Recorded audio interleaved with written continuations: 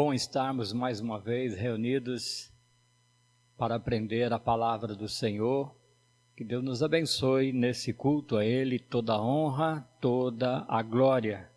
Exaltemos o nosso Deus, seja no templo, seja no lar, que Deus abençoe a cada um de nós.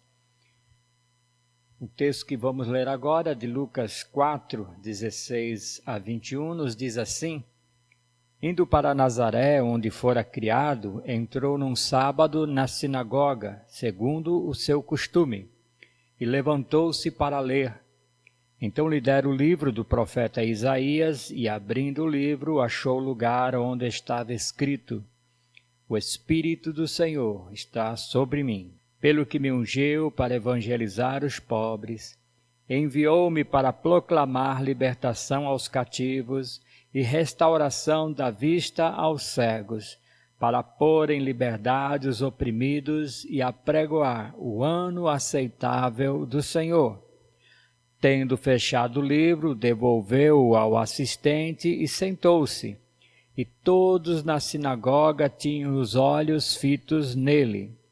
Então passou Jesus a dizer-lhes: Hoje se cumpriu a escritura que acabais de ouvir. Se você se sente triste, com dificuldades, com algum tipo de medo, com algo interior, algo que te incomode, olha a palavra do Senhor.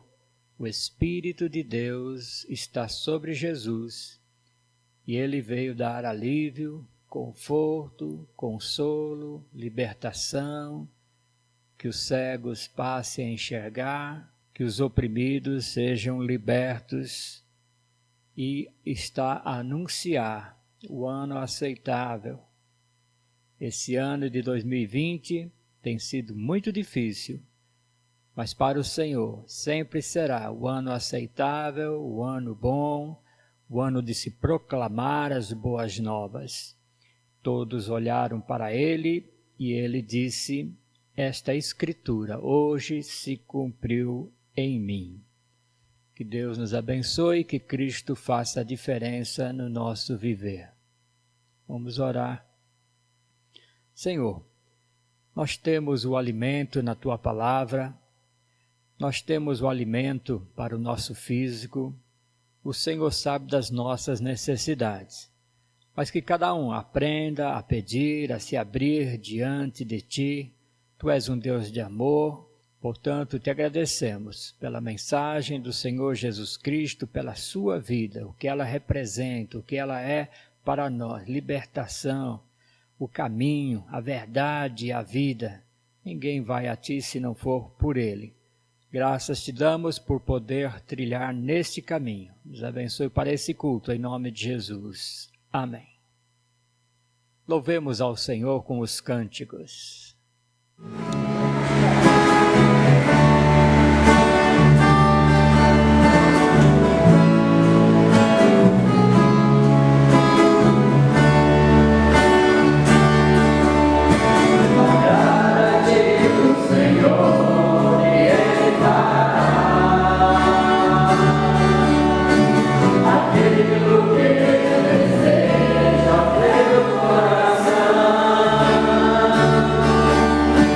Em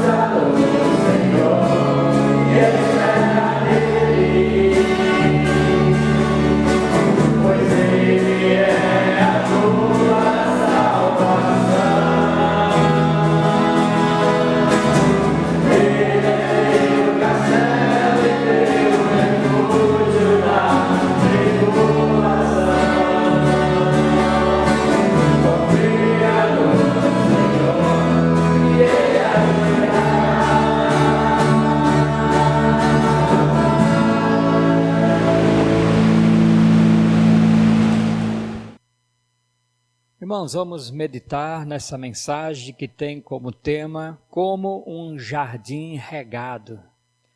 Todos nós apreciamos, creio, o jardim nas suas flores, na sua beleza, e aqui estamos falando de um jardim que é mais do que de flores, do seu perfume, mas também de árvores frutíferas, um jardim regado, um jardim abençoado. Essa deve ser a nossa vida.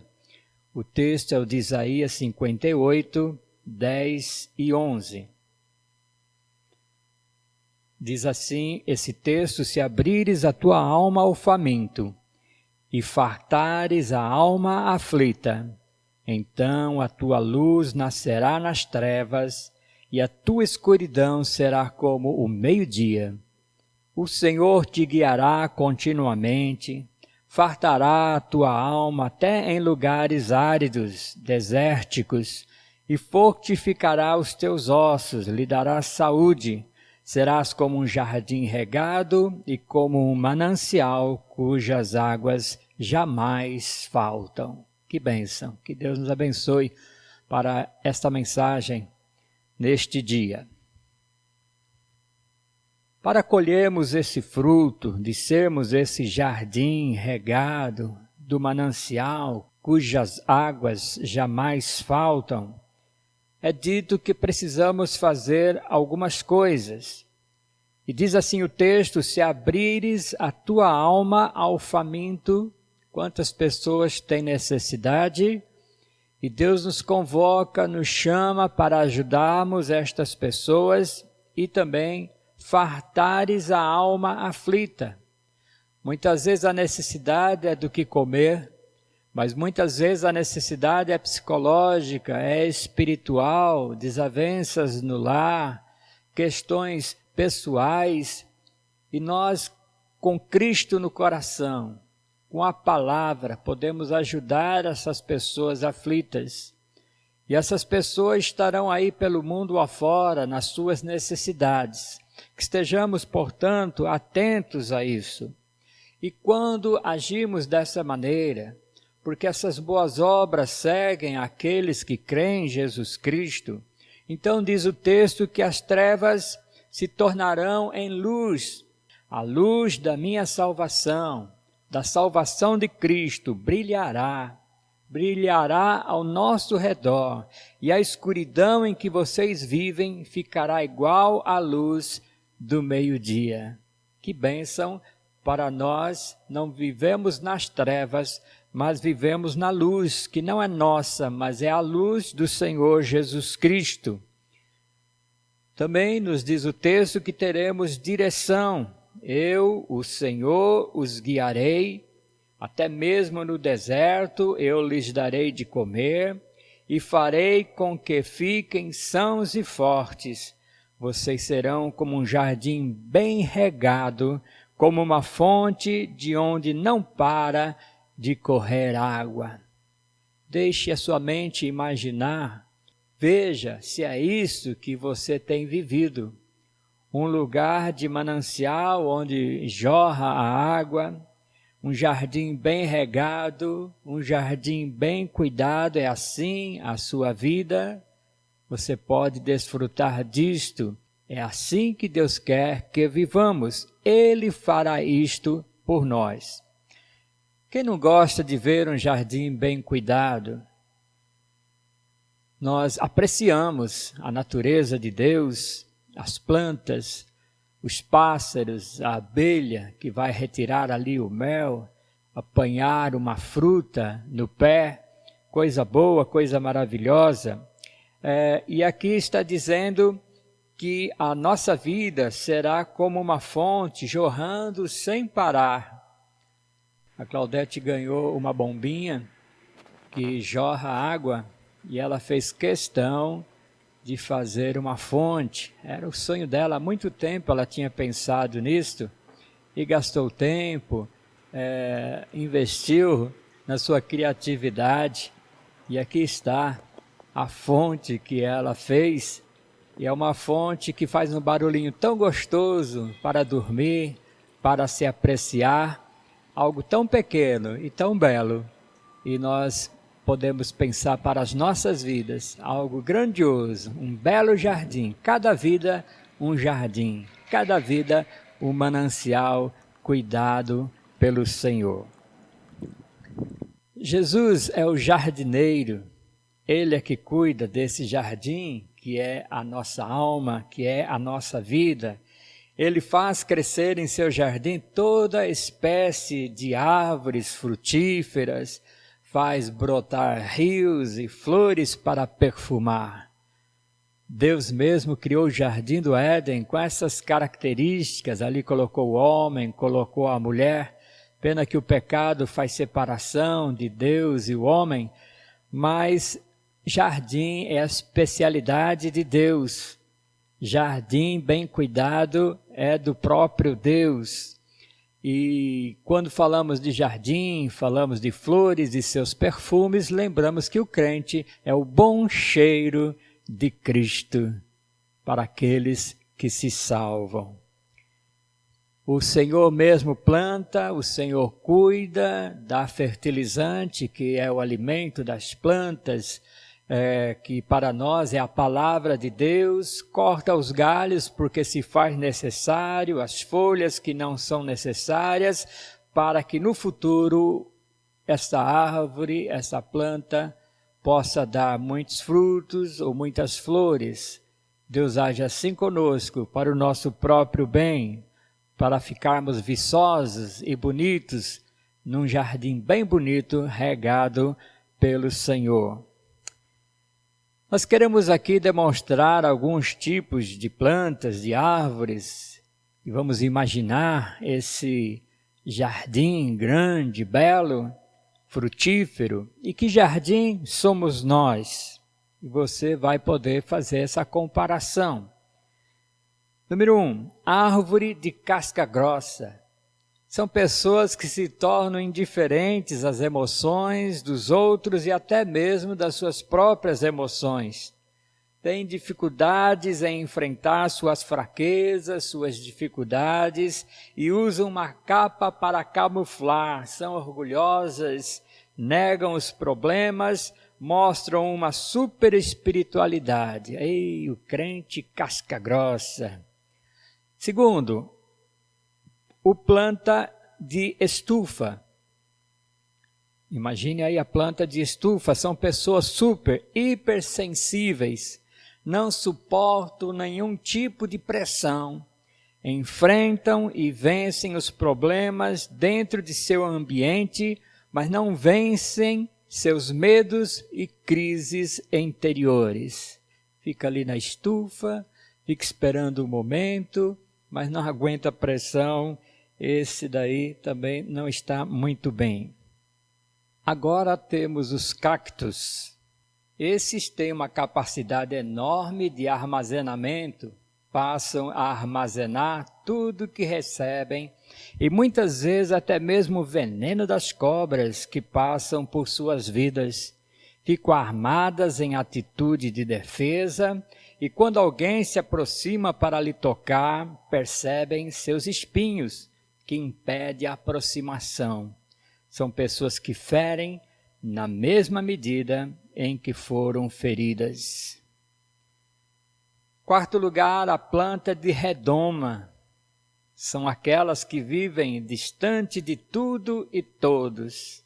Impõem limites e erguem barreiras. Não permite em vida que ninguém entre, toque ou sinta. São pessoas aparentemente belas, mas são frias, não sentem, não tocam, vivem em uma cúpula de vidro. Quinto, uma planta mirrada. Algo aconteceu, uma situação marcou a mágoa ou o trauma se instalou, não avançam e não crescem mais. São pessoas que vivem presas ao passado, não foram cuidadas, alimentadas como deviam e se sentem inferiores às outras plantas. Pessoas com dificuldade em perdoar, a planta mirrada. Temos também, em sexto lugar, a dormideira. Basta um simples toque e ela se fecha por causa de sua alta sensibilidade. Passa um período de tempo e ela se abre novamente até que vem o próximo toque e a faça fechar. Essas pessoas vivem com o pé atrás, com medo de se relacionar, de serem confrontadas e por isso se fecham.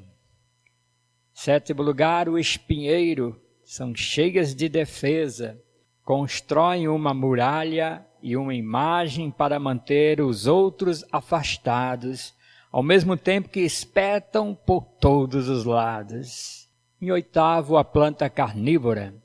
Essas, para chegarem onde desejam ou conseguirem o que querem, passam por cima de quem quer que seja. Comem, ou seja, difamam a reputação das pessoas, querem só ser beneficiadas a qualquer custo. Simbolizando aqui em 9º lugar, flores de plástico. São pessoas artificiais, fingem ser o que não são, vivem de fachada e se tornam aquilo que os outros querem que elas sejam. Não são naturais, vivem de aparência. 10º, comigo ninguém pode. Pessoas assim escolhem a rebeldia, a agressividade e a hostilidade como essência. Tudo isso na tentativa de se proteger, para não expor sua fragilidade e medo que existem por trás de toda a fachada de rebeldia. 11º, a urtiga. Tem uma textura aveludada e é usada por muitos para decoração, mas no contato com a pele provoca coceira que leva à irritação. São essas pessoas que não aprendem a arte do contato, do relacionamento, inconvenientes, entrões, sem limites, usam brincadeiras indesejáveis e indelicadas a fim de fazer provocações. 12º, samambaia chorona. São pessoas que não têm coração grato, atravessam a vida lamentando. O pessimismo e o lado sombrio da vida são as referências para ver a realidade. Vivem murmurando e não reconhecem o cuidado e provisão de Deus. Ficam focadas no pessimismo e derrota. Qual planta você simboliza? Ou que essas plantas ruins não estejam no jardim. Que Jesus não tenha assim tanto trabalho para ter que lidar com esses tipos de pessoas que nós somos muitas vezes, graças a Deus pela sua misericórdia para com todos nós. Mas se pudéssemos ter também nesse jardim cana-de-açúcar, que no nosso jardim possa ter o crente cana-de-açúcar. É uma planta de estrutura frágil, mas suporta a ventania, temporais, a fúria das foices, a impiedade da trituração e da moenda, sem perder sua essência, sua doçura. São pessoas que passam pelo sofrimento, pela dor e fazem delas degraus para o seu crescimento, que sabem tirar proveito das dificuldades, se permitem ser transformadas pelo Senhor, como a cana é transformada em açúcar, e usam sua experiência para ajudar e influenciar outros para o bem. Eu consigo ver o Senhor Jesus Cristo, que continuou com a sua doçura, mesmo com todo aquele sofrimento que o levou para a cruz, para pagar pelos nossos pecados. E a Bíblia também nos diz que se formos como uma cana que fumega, quando se põe fogo na plantação para espantar ali as cobras, para se ter o trabalho da colheita da cana-de-açúcar, mesmo se a nossa vida for assim algo como derribado para baixo, Cristo nos ergue, Cristo nos transforma, Cristo nos ajuda, Ele nos convida a irmos para Ele Ele é manso e humilde para nos ensinar, vamos aprender dele. Ele nos ama, ele quer fazer de nós um belo jardim, com belas plantas, com perfume, com frutos nesse jardim de Deus que é cada um de nós. Deixe, portanto, Jesus cuidar de seu jardim, do jardim da sua vida. Ele é a melhor pessoa para fazer isto. Nem mesmo você é capaz de cuidar bem do jardim do viver. O que é preciso que façamos, e aqui temos o contexto de Isaías capítulo 58. Então nós temos todo um contexto do que Deus está falando ali para o povo, o que o profeta Isaías está a comunicar para as pessoas do seu tempo, para a nação do seu tempo, e tomamos essas lições para nós, para o dia de hoje. Então é muito fácil querer essas coisas boas que aconteçam nas nossas vidas, sermos bem cuidados pelo Senhor, sermos esse jardim bem regado. Mas o contexto de Isaías 58 diz assim: eu quero que soltem aqueles que foram presos injustamente. Se não temos esse poder de juízo, esse poder de polícia, mas que no nosso pensamento, no nosso desejo, que quem não tem culpa não seja preso injustamente. Que ponham em liberdade os que estão sendo oprimidos. O crente tem a palavra de Deus, tem a luz de Cristo que brilha em si, tem esse jardim apresentável e com isso nós podemos levar alegria, levar contentamento, levar a transformação que Cristo efetuou em nós para que seja feito nestas pessoas oprimidas também, que acabem com todo tipo de escravidão. A escravidão histórica, mas a escravidão do nosso próprio ser, a escravidão que fazemos para com outras pessoas, pais aprisionando seus filhos em seus próprios conceitos, tirando toda e qualquer liberdade, as esposas para com seus esposos, enfim, podemos fazer muito bem isso.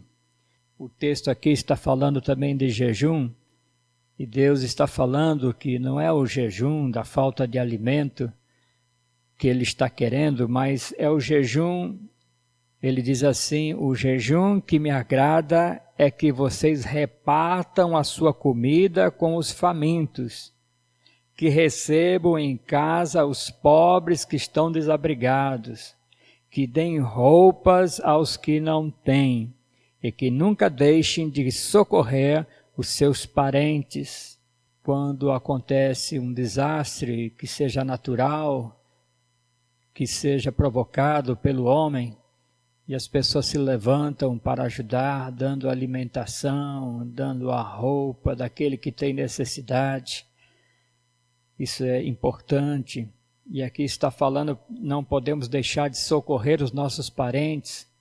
Quem não cuida dos seus, não pode cuidar da obra do Senhor.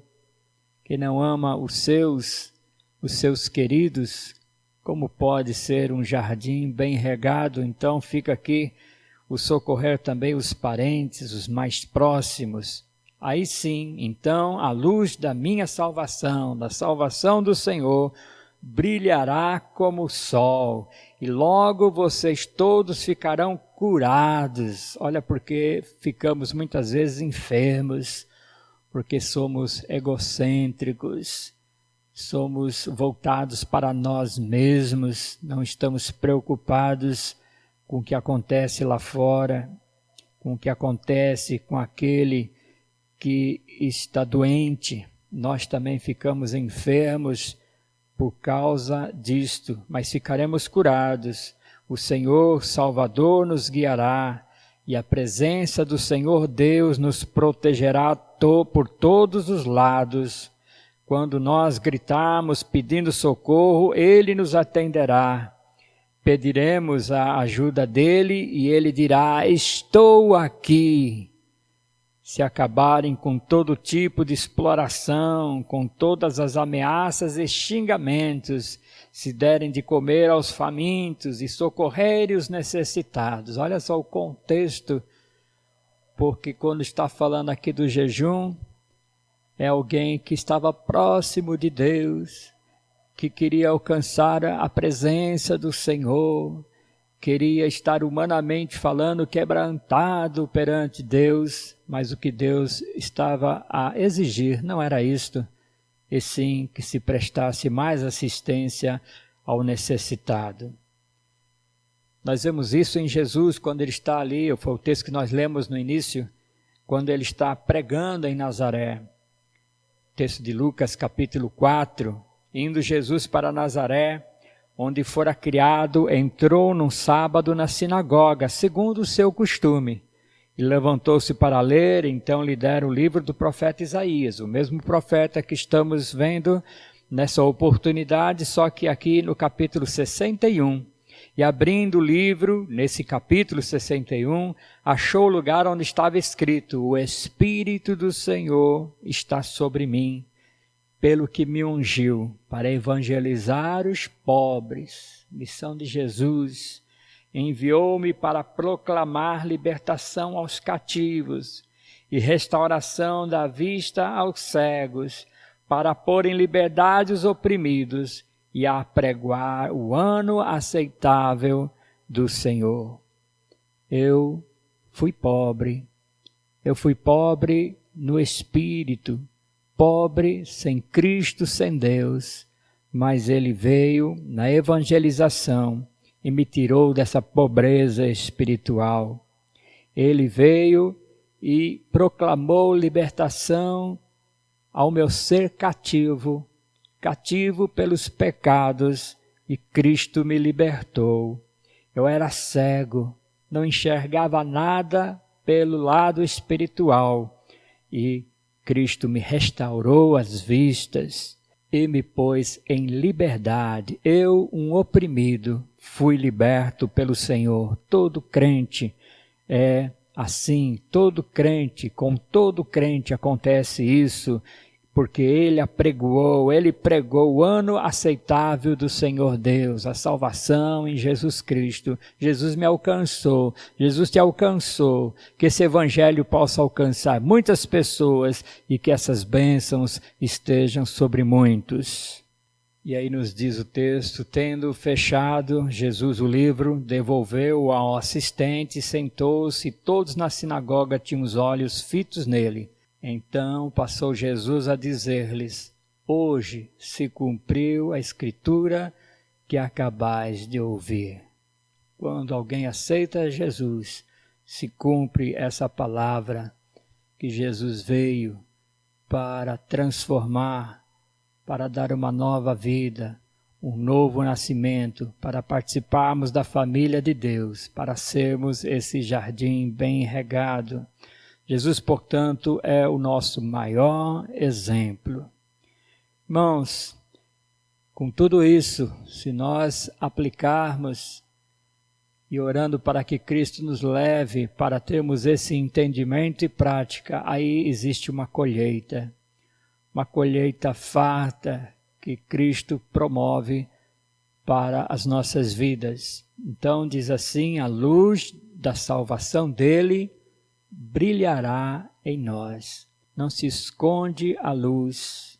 Em Jesus nós temos a luz, e essa luz é para se manifestar, é para brilhar. Brilhe a sua luz onde você estiver. Já que você tem a luz de Cristo, você deve transmitir essa luz aos outros. E a escuridão em que vocês vivem ficará igual à luz do meio-dia. Longe de nós vivemos na escuridão, mas vivemos na claridade da luz do meio-dia.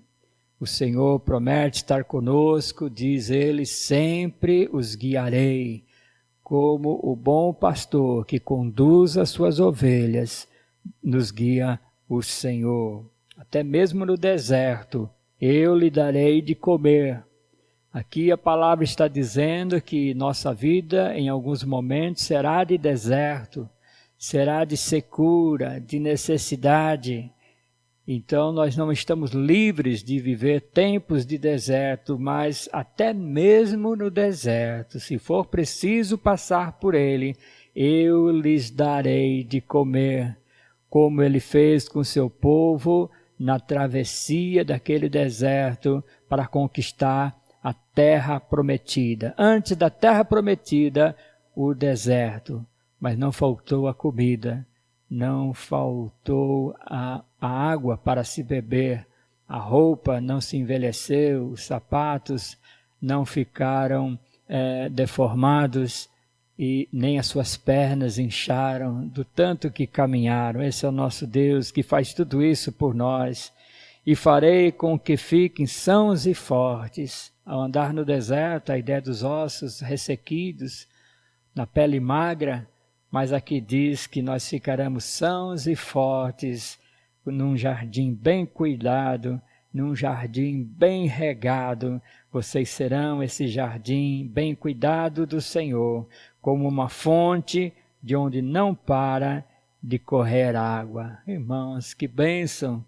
Vamos nós colher, vamos nós fazer essa colheita destas coisas boas, dissipando as trevas, tendo saúde, tendo o bom para comer, sendo um jardim bem regado, tendo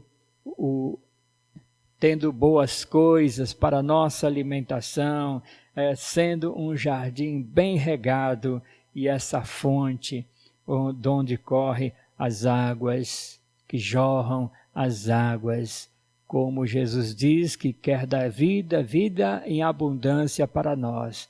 Do nosso interior fluirão rios de água viva.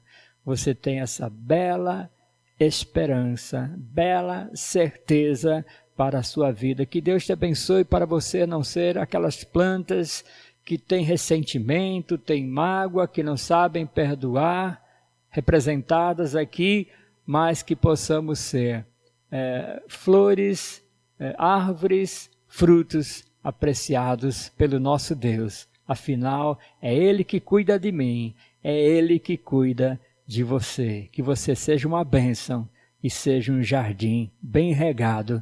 Amém.